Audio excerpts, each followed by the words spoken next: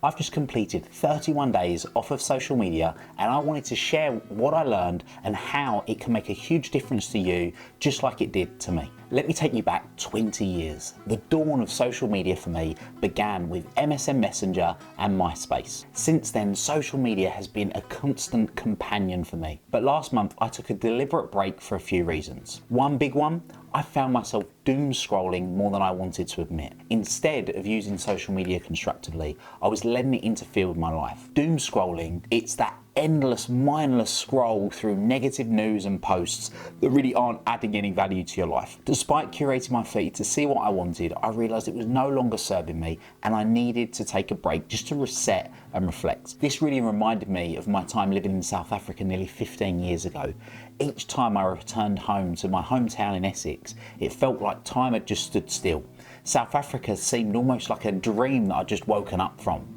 And that's how stepping away from social media felt, like waking up from a dream. Reflecting on my break, I uncovered some profound insights. First was why I was on social media in the first place. I realised I'd been conditioned to post certain things, many of which I simply won't be posting anymore. Some were work related and some were personal, but more importantly, I realised how much I enjoyed having a social media as a timeline to be able to reflect on meaningful moments. That's just one of the ways that I was able to really understand how social media was actually adding some value to my life. The most eye-opening discovery was how often I picked up my phone and mindlessly opened social media apps as the first thing that I would do. This habit was a trigger for dopamine release. Dopamine is the feel-good hormone. Without social media, I found myself seeking dopamine hits in other ways, like checking emails or monitoring sales on our Shopify account. Now, this actually coincided with me finishing an amazing book called Dopamine Nation, Finding Balance in the Age of Indulgence. It made me realise the importance of resetting my dopamine balance. Now, I'm not here to convince you to quit social media for a month, but there is a bigger lesson here. And I believe that your performance is equal to your potential minus interference. That's P equals P minus I. For me, social media was the interference. This break has made me more mindful of my social media usage, and moving forward, I plan to check it much less frequently and have at least one day off a week off of social media completely. So what interference might you have that you want to remove or reduce over the next month to be able to improve the quality of your life? Let's just dive a little bit deeper into this idea of interference. I'm going to be sending a free copy of my book, North Star Thinking, Master Your Mindset and Live a Life You Love, to someone that comments on this video. And if you're loving this video, then hit like and subscribe to get more. Interference can come in many forms. It could be negative self-talk, unhealthy habits, or distractions like social media. Identifying and reducing these interferences can significantly boost your performance and quality of life. And here is how you can start. Number one, identify your interferences. Reflect on what might be interfering with your performance. Is it social media? Is it negative thinking? Or perhaps another unhealthy habit?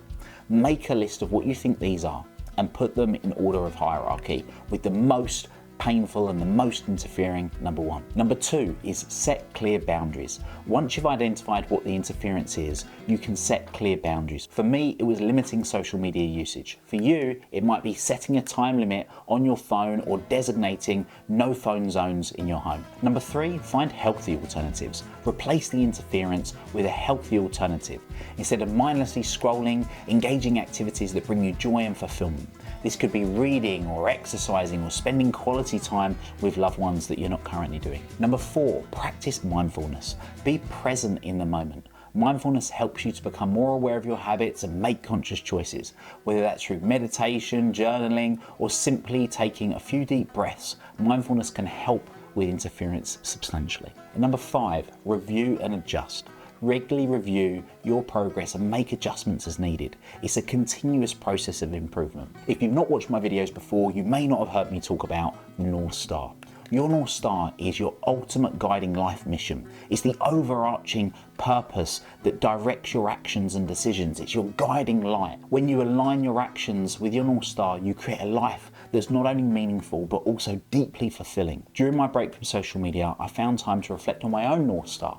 It made me realise the importance of aligning my daily actions with my long-term mission and vision, even these micro actions like just picking up my phone and flicking through social media. This alignment helps reduce the interference and ensures that every step I take moves me closer towards my goals. Imagine this, rather than waking up and immediately reaching for your phone, you start your day with a clear intention. You focus your activities that bring you closer to your North Star, that gives you more fulfillment. This simple shift can transform your life. So let's break it down with an example. Suppose your North Star is to help others in a particular way. Social media can be a powerful tool for this, but it can also be a major interference if not used mindfully. By setting boundaries and using it strategically, you can leverage social media to achieve your goals without letting it derail you. In conclusion, taking a break from social media has been an enlightening experience for me.